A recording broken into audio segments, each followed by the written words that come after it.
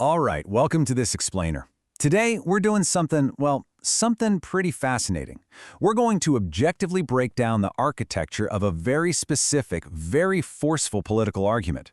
Recently, a panel on Sky News Australia aired a segment making the case that radical left-wing ideology isn't just a set of political beliefs anymore. No, they argue it's a framework actively fueling modern violence.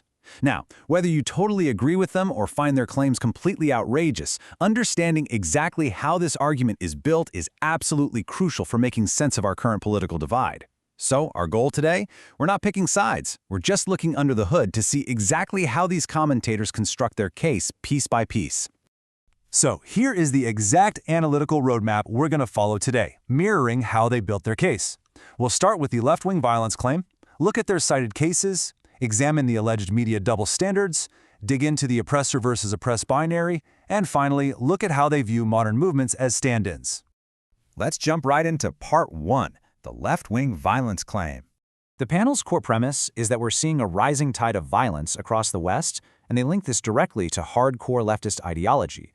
They're arguing this isn't just some passing phase of, crazy university ideas that people will just naturally outgrow. To really grasp their intensity, just listen to the language they're using here. One panelist literally called it a sociopathic and homicidal mind virus. They actually draw a straight historical line all the way from the French and Russian revolutions right up to today. So they are framing this as a deeply entrenched, systemic danger, not just a string of random, unfortunate modern-day accidents. Which naturally brings us to part 2, the specific cases and allegations they use to back this up.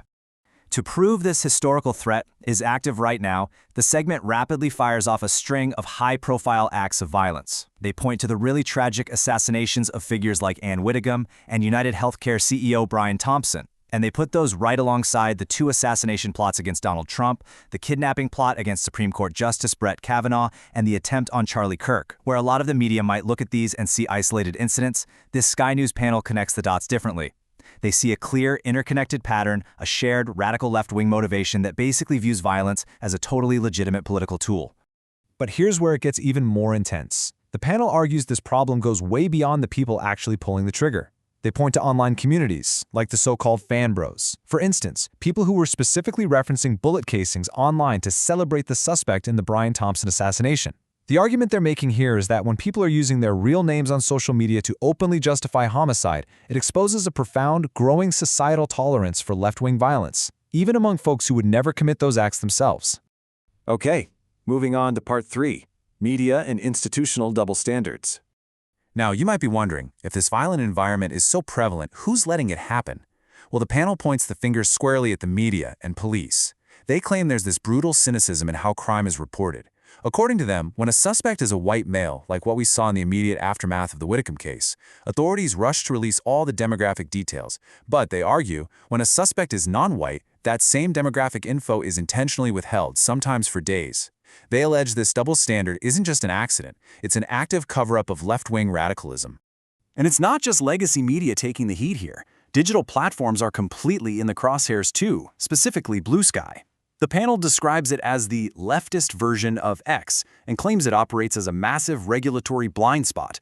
Because Blue Sky was apparently left off Australia's e-safety commissioner's top 16 list, the commentators argue it's basically become this unchecked safe haven, a place where the most extreme, violent left-wing rhetoric could just thrive and, frankly, celebrate murder without any regulatory oversight at all.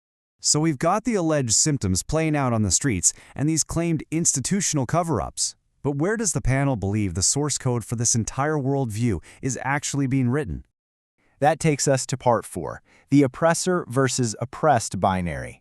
The segment points the finger directly at academia and our educational system. They assert that almost every student today is being spoon-fed this neo-Marxist framework where the world is strictly binary. Basically, you are either an oppressor or you're oppressed. No in between. According to the panel, university lecturers use this exact framework to reframe left-wing violence. They don't call it a crime, they call it righteous retaliation.